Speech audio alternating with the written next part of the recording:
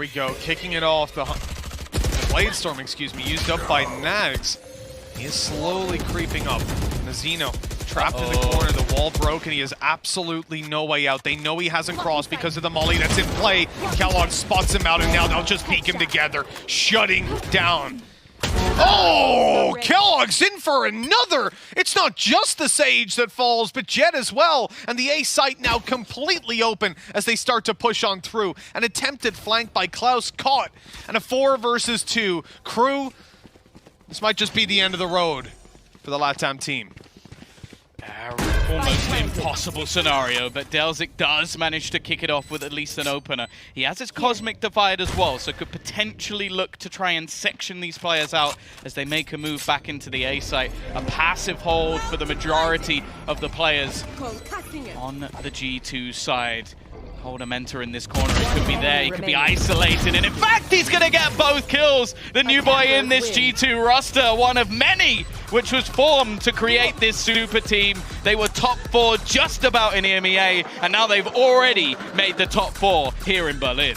That is an incredible storyline for G2. Everybody underestimated them coming into this event as the bottom team from EMEA, but in the end, they rise up to the top now. Basically on the podium, and they are sending them home. That's I'm glad they've got synergy take within the server. Yeah. Because that was atrocious. Yeah, it was something. It was something. And so was watching Crew play. This team has certainly come up in our expectations. They've overperformed where we expected to see them at this stage. And I have to say, I was impressed with this series here today. I was expecting sloppy Valorant out of this team from what we saw last time. The game versus Zeta Division, for example, was not a pretty thing to look at. But here, they've improved so much. Hopefully it's a testament to what we can see coming out of LATAM in the future. But yeah, I think as well, looking forward into the tournament, like obviously we've had matchups between the EMEA squads before, but this is definitely the best look we've seen from G2, taking down Sentinels, getting through this match without too much of a struggle, maybe Icebox being a little bit closer than they would have liked, and as I said, a top 4 in this tournament is already a pretty damn good position for G2 to find themselves in. Now, I will say, I think the next opponent is going to be a tougher one, but it does mean, and guaranteed, there's going to be an EMEA team in the grand final to fight off against the other side of the bracket. Yeah, now that is huge, really, for G2, securing at least that position for the region. With the way things play out, they are going to have to face their countrymen, the region, and I suppose. You can see there the respect they have for Crew. Certainly after that series, you would have to. They performed fantastically, and I think Kellogg's has just one celebration, maybe 2, within his back pocket, but hey, he gets to deploy them quite a bit. He needs to maybe have a little bit of... He has got many years to find some depth to his celebration. Sure. He's already...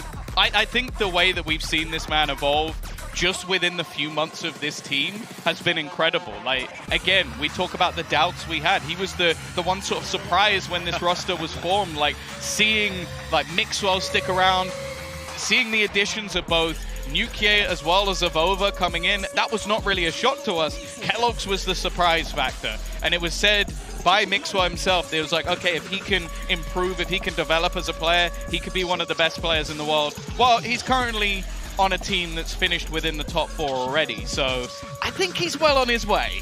Absolutely. For such a young gun, we had the questions coming into the tournament of could he actually deliver when it came to the international stage. But it came. Before we move forward, though, let's once again look at the series that we just saw in the Prime Gaming post-match. So much swagger on one stage. Now these two teams are raring to go. Again, one of them is going to be a semi-finalist. The other, Doug, is going home.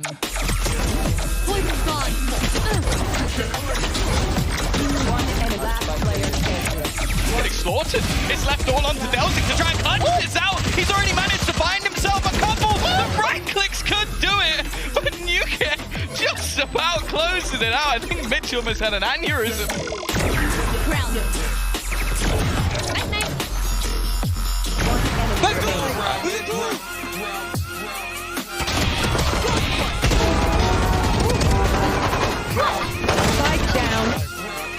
Do you know he's got an Odin? Do you know? Oh, they certainly do, because Gold Evidence does it not to Klaus. He's got the Odin, and he's making it work, baby.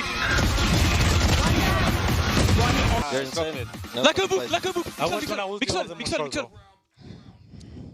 though. Oh. Let's go, boys. Come on. Speaking of another player who's been really good today, it's AvovA, and he is with Kukuka right now for the Verizon post-match interview. Thank you very much, Sue. I'm joined here by G2's AvovA. First of all, congratulations on winning today. Yeah, thanks so much. My first question is going to be, you have been playing against the same two teams on Group D so far without no direct risk of elimination. So how were the nerves today on stage?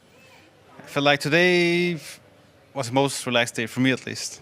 I don't know, we just had a feeling that it would be a 2-0, pretty much. Like, they played really well. We practiced against them before in Berlin. I got the hotel, and they played really aggressive in practice, but then we come to official and they're a bit more passive. They're a bit scared. What happened into that? Because those were pretty close matchups. Did you expect that? It was close, but it didn't feel like that we were about to lose, so yeah. Okay, so Just did next some question. mistakes, and that's it. Oh, you make it better, I know. We've seen Mixwell on Race the other day.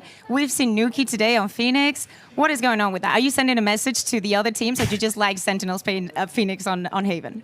No, we got rigged by Sentinels on Haven, and we feel like we need to switch something up. So I played Omen instead of Astra, and Nuki went on Phoenix.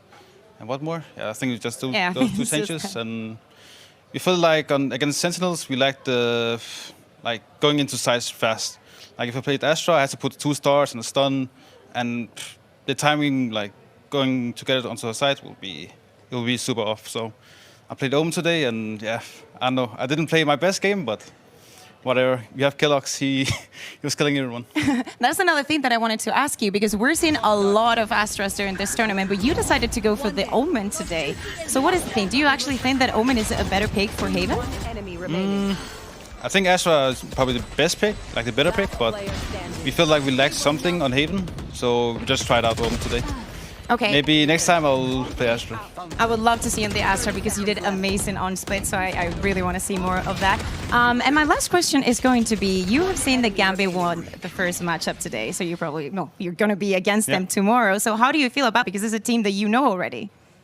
I feel great about it, honestly. Gambit, they're great players, like a great team, but I think we're definitely gonna 2-1. 2-1? Yeah. Okay, so not 2-0, but 2-1. I think they're really, really good. And they have a good map pool, so I think we'll get out on 3 maps. Okay, so thank you very much for this interview, and congratulations again. Thanks We'll see again. you tomorrow. Yep. And you guys don't go anywhere. We're going to a little commercial break, but after that is 100 Thieves versus Ascent.